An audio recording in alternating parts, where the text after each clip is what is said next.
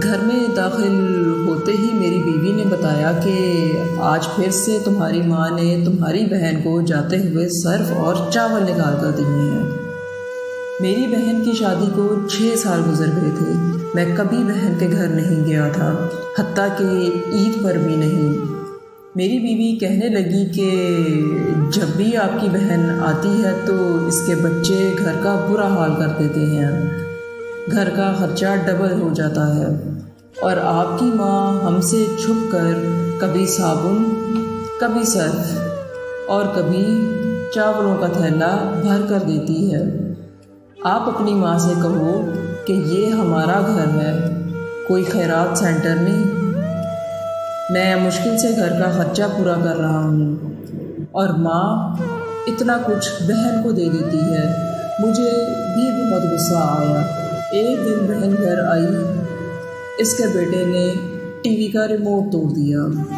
मैंने गुस्से से माँ को कहा, बहन को बोलो कि मेरे घर बस ईद पर आया करे और आप ये जो साबुन, सर्फ और चावल निकाल कर देती हैं इसको बंद करें।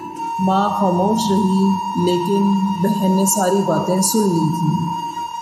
शाम के 4 बज रहे थे कि बहन ने बच्चों को तैयार किया और कहने लगी, भाई मुझे बस स्टॉप पर छोड़ आओ। मैंने झूठे मुंह कहा कि कुछ दिन और रह लेती। बहन बोली, भाई बच्चों की छुट्टियां ख़त्म होने वाली हैं। मैं इन्हें बस स्टॉप पर छोड़ आया।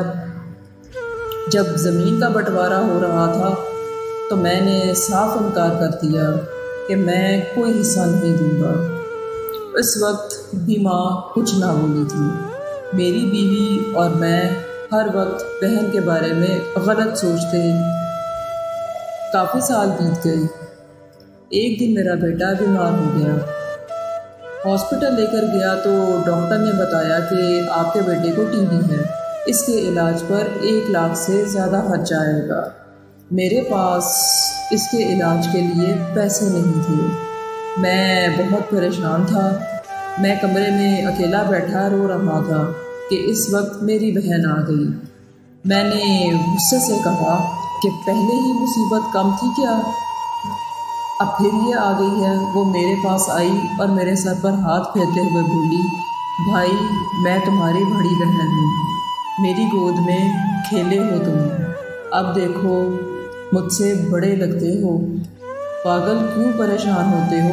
बहन ने अपने पर्स से सोने के कंगन निकाले और मेरे हाथ में रख दिए और आहिस्ता से बोली, बच्चे स्कूल थे, मैंने सोचा दौड़कर भाई से मिल आऊं, ये कंगन बेचकर अपने बेटे का इलाज कराऊं। शक्ल तो देख अपनी, क्या हालत बना रखी है। मैं खामोश बहन की तरफ देखे जा रहा था। वो आहिस्ता से बोली, तुम्हें मेरी कसम है कि किसी को भी कंगन के बारे में ना बताना। मेरे माथे पर और 1000 का नोट मेरी जेब में डाला और बोली, बच्चों को गोश्त ला देना, परेशान ना हुआ करो। वो जल्दी से वापस जाने लगी तो मैंने इसके पैरों की तरफ देखा। वही टूटी हुई चप्पल पहने, पुराना सा दुपट्टा ओढ़ा हुआ था। वो जब भी आती वही दुपट्टा ओढ़ा होता।